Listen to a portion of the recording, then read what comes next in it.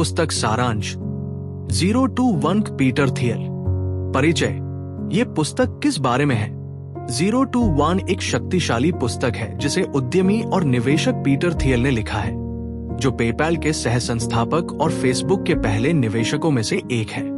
ये पुस्तक उन व्यवसायों के निर्माण पर केंद्रित है जो 0 to 1 जाते हैं, यानी ऐसी चीज बनाना जो पहले कभी अस्तित्व में नहीं थी।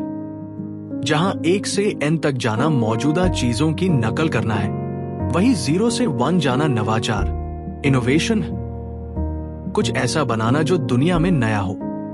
यह पुस्तक विशेष रूप से 20 से 40 वर्ष के युवाओं के लिए उपयोगी है जो अपना व्यवसाय शुरू करना चाहते हैं, करियर बदलना चाहते हैं या कुछ नया सोचकर दुनिया में बदलाव लाना चाहते हैं। ये सोचने की एक नई दिशा देती है, प्रतिस्पर्धा से दूर हटकर खुद का रास्ता बनाने की।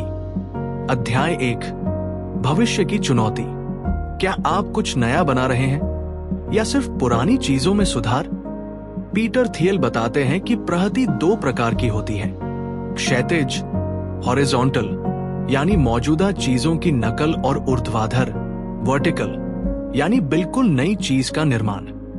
वे कहते हैं कि सच्ची सफलता ऊर्ध्वाधर प्रगति में है।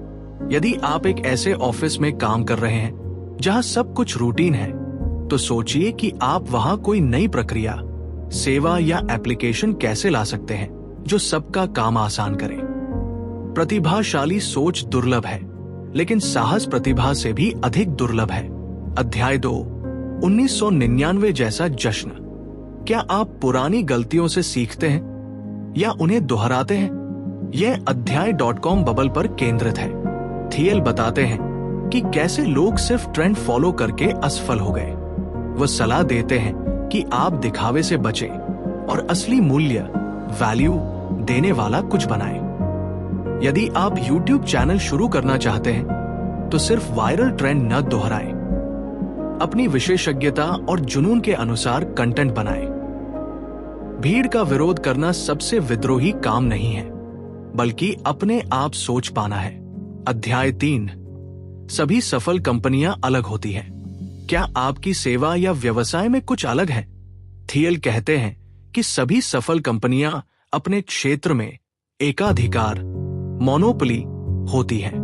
वो कुछ अनोखा करती हैं जो और कोई नहीं करता। यदि आप एक ग्राफिक डिजाइनर हैं, तो केवल लोगो डिजाइन ना करें। उदाहरण के लिए, पर्यावरणीय ब्रांड्स के लिए विशेष डिजाइन या आध्यात्मिक आर्टवर्क बनाना शुरू करें। सभी खुशहाल कंपनियां अलग होती हैं, हर एक अनोखी समस्या हल करती है। अध्याय 4, प्रतिस्पर्धा की विचारधारा। क्या आप ध्यान पाने के लिए लड़ रहे हैं या अपनी खुद की जगह बना रहे हैं? थियल कहते हैं कि प्रतिस्पर्धा समय और ऊर्जा की बर्बादी है। सच्ची सफलता तब आती है जब आप ऐसी चीज पर काम करते हैं जिस पर और कोई नहीं सोच रहा। अगर सभी लोग प्रमोशन के लिए भाग रहे हैं, तो आप कोई ऐसा प्रोजेक्ट करें जिससे कंपनी की बड़ी समस्या सुलझ जाए और आपकी भूमिका अपने आप बढ़े। प्रतिस्पर्धा को मूल्य का संकेत मानने की बजाय एक विनाशकारी शक्ति समझें। अध्याय 5, अंतिम कदम का लाभ। क्या आप दीर्घकालिक सफलता की योजना बना रहे हैं? थियल कहते हैं कि पहली कंपनी बनने की बजाय आखिरी और सबसे बेहतरीन कंपनी बने।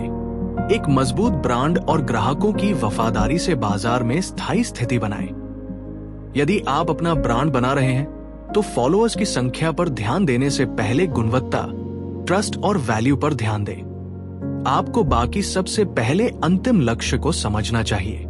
अध्याय 6, आप कोई लॉटरी टिकट नहीं है। क्या आप अपने भविष्य पर भरोसा करते हैं? थियल कहते हैं कि सफलता किस्मत नहीं है, बल्कि योजना, विश्वास और एक्शन से आती है। अगर आप अपनी ड्रीम जॉब चाहते हैं, तो उसके लिए तैयारी करें, नेटवर्क बनाएं और अपने स्किल्स को अपग्रेड करें। आप कोई लॉटरी टिकट नहीं है।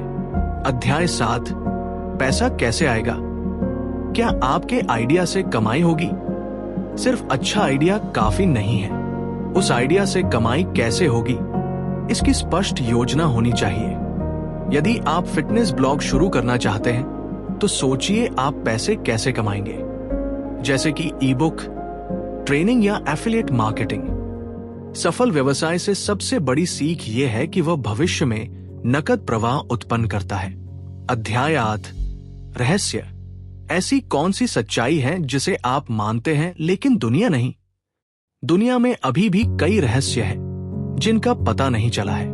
थियल कहते हैं कि ऐसी समस्याएं खोजो जिन्हें लोग नजरअंदाज करते हैं। आपकी जिंदगी में कोई ऐसी व्यक्तिगत परेशानी जो आम है लेकिन सब अनदेखा करते हैं, उस पर समाधान खोजना एक बड़ा अवसर हो सकता है। सबसे अच्छे प्रॉब्लम्स वे होते हैं जिन्हें कोई और हल करने की कोशिश भी नहीं करता। अध्याय 9, नींव। क्या आप अपने जीवन या व्यवसाय की नींव मजबूत बना रहे हैं? शुरुआत से ही सही टीम, सही मूल्य और स्पष्ट समझौते जरूरी हैं। खराब नींव बाद में सुधारना मुश्किल होता है।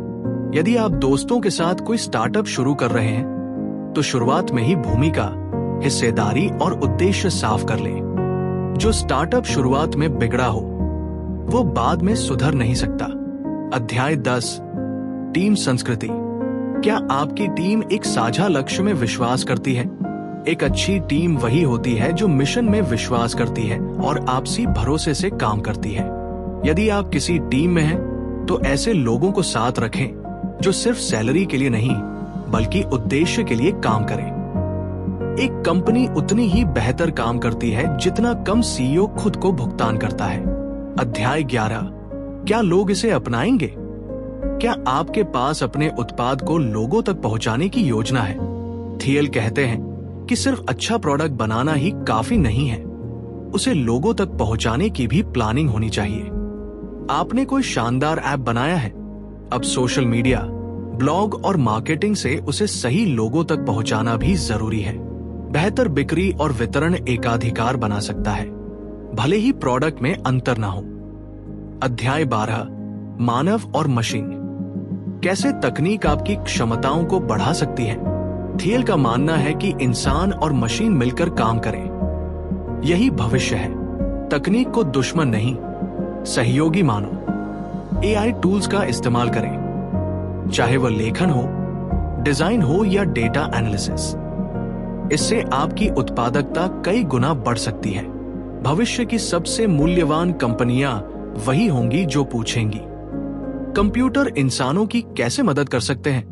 पुस्तक से मुख्य सीख। वो कॉपी करने की बजाय अनोखे विचार लाएं। वो प्रतिस्पर्धा से हटकर एकाधिकार बनाएं। और शुरुआत में मजबूत नींव और टीम बनाएं। कमाई की स्पष्ट योजना बनाएं। और तकनीक को सहायक के रूप में अपनाएं। ऐसे रहस्यों को खोजें जिन पर कोई ध्यान नहीं देता। लंबे समय तक सोचें और धैर्य रखें।